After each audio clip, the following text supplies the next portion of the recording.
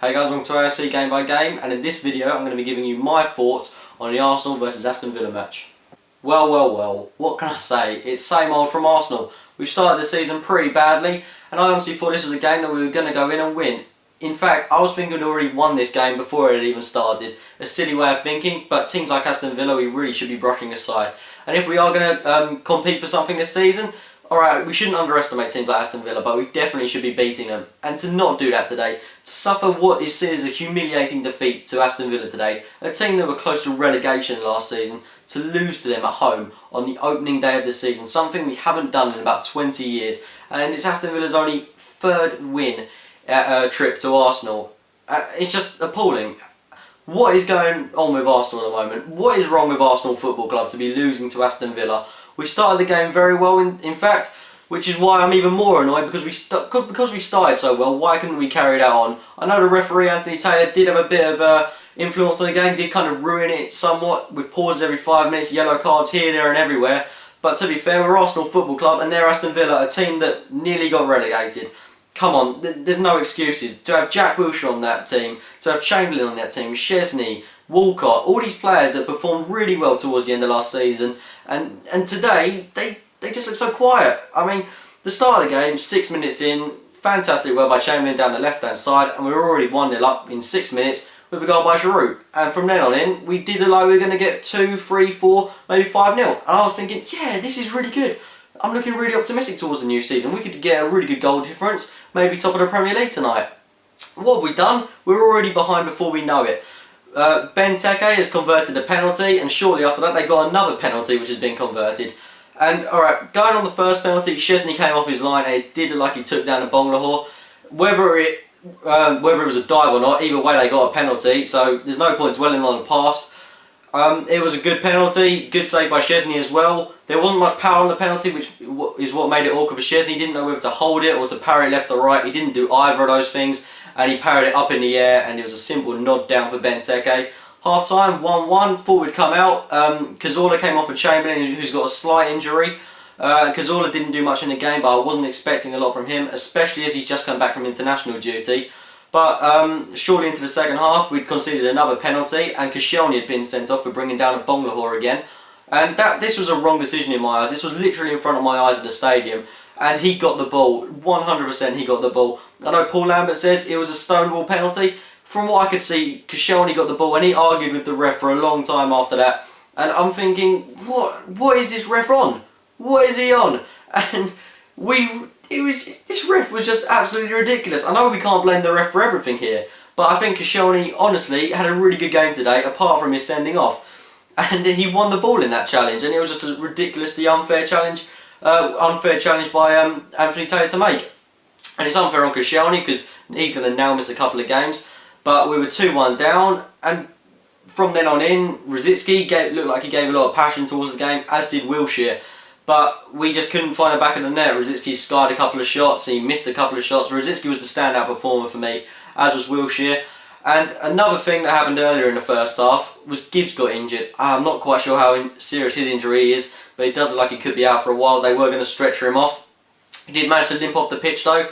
And it just shows how desperate we are in defence when we're playing our right back Sagna as a left back, and then we're bringing on Jenkinson. I think these are top quality players, but it's not really fair on them when they're having to be played out of position because we haven't got anyone in the squad to fill in there. And it's not on really, because Sagna is a top quality player who plays top quality football in the right back position. Maybe he didn't have a great season last season, but he's had an excellent pre-season now, and he was capable of having an excellent game today. But because of that injury and because we didn't have cover, he had to play out of position, and I saw that he was struggling at times because he was trying to keep up with his men, and there were times when he was trying to cross in the ball when he got in a lot of space, but obviously because his right foot is his stronger foot, he can't get a good cross in with his left foot. And it's just not fair on him really, and Wenger's got to make sure that we've got cover in that position.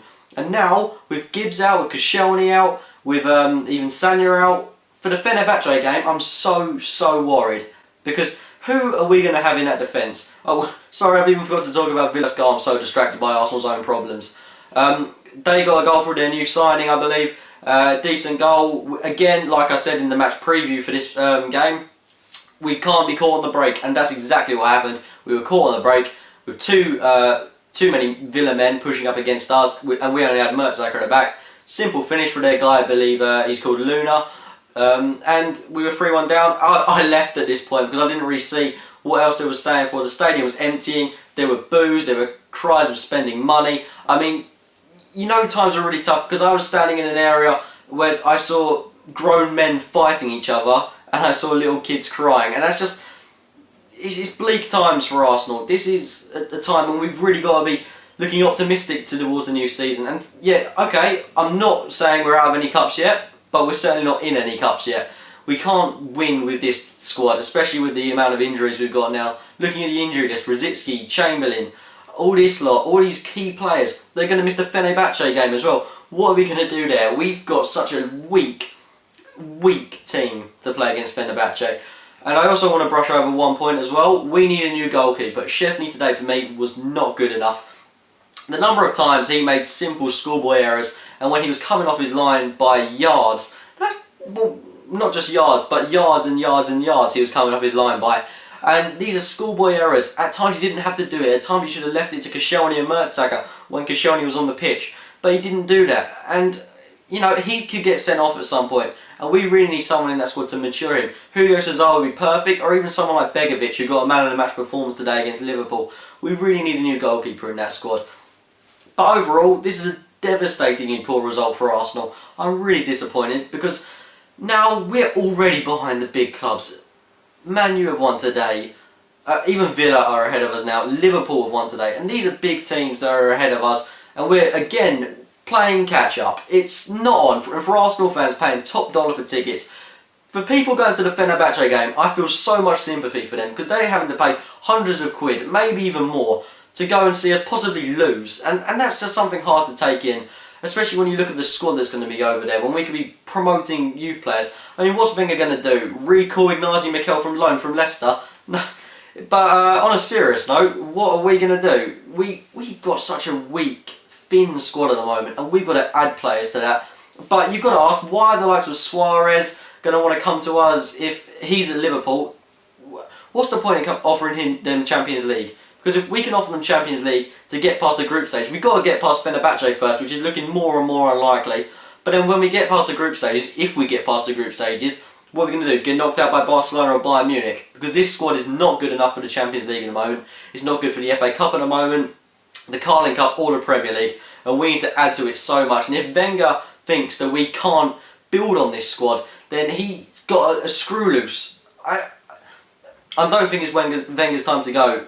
Who else is there? If Wenger goes, who else is there? It's so easy calling for his head, but then you got to think our club could implode if he goes. But it's the board as well. The board have given him the money, but a lot of the board members don't care about the club. What we need to do is, a lot of people say it, bring back David Dein, a guy that actually cares about the club, or we either give all the shares to Usmanov, who's actually an Arsenal fan himself, and he will give lots of money to the club. Maybe we won't become like a club like Chelsea. We won't spend money here, there and everywhere. We'll spend it sensibly, and I'd like to think on players that will definitely improve our squad, not on players that will just become more deadwood. We've even got a lot rid of the deadwood now, and we're just not.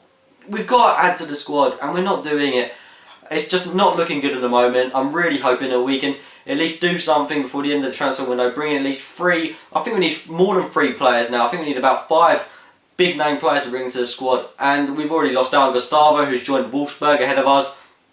But either way, got to look optimistic for the rest of the season. Remember, Man U lost their first game of the season last season. Look where they finished. I'm not saying we definitely aren't as good as Man U were last season when they had decent players in their squad. And look, Van Persie scored 2 goals for them today. We just need a new striker, a defender, a goalkeeper and a midfielder. We need at least 3, 4, 5 new players.